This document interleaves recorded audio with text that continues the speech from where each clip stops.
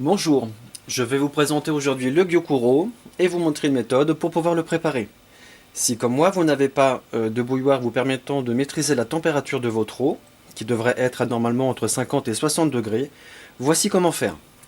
Tout d'abord, mettre de l'eau dans votre refroidisseur, on abaisse une première fois la température, puis dans les tasses, on va abaisser une deuxième fois la température,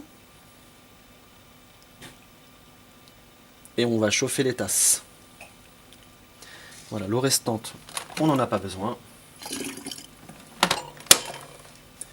On va remettre l'eau dans le refroidisseur. Voilà, comme ceci.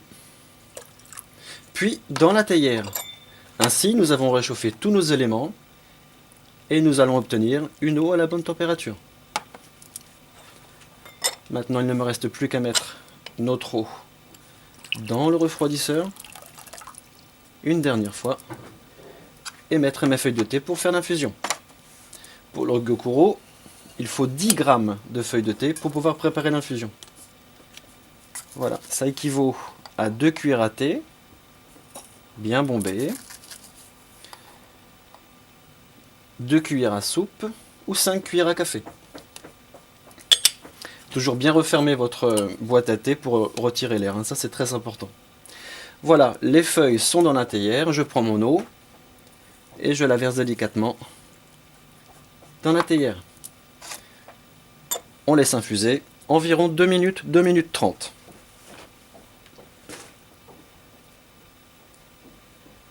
Voilà, le temps d'infusion est maintenant terminé. Je vais commencer à servir le Gyokuro, tour à tour dans chaque tasse, un tout petit peu, pour que chaque personne ait la même intensité de liqueur. Le nom du Gyokuro, en japonais, est une signification un petit peu poétique, perle de rosée. Voilà, puisque les dernières gouttes sont les gouttes les plus importantes. Ce sont elles qui seront le plus chargées en éléments et en huile essentielle. Très très concentré. Voilà, c'est très important. Les dernières gouttes. À savoir que le Gyokuro, qui est un thé exclusif de première récolte, on peut en faire une deuxième, voire une troisième infusion. La deuxième et la troisième infusion se fera avec une eau un peu plus chaude. Par contre, le temps d'infusion sera de quelques secondes. À peu près 30 secondes, ça suffit largement.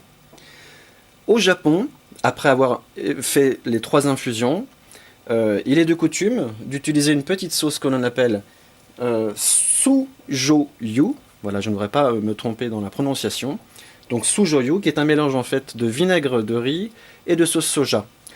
Communément, dans les boutiques japonaises, les épiceries fines, on peut le trouver sous le nom de ponzu, qui est ce mélange-là, auquel on a ajouté du jus de citron, un citron japonais qu'on appelle yuzu. Donc on met cette petite sauce directement dans les feuilles de thé, on mélange un petit peu, et ensuite on peut les manger. Voilà, bonne dégustation.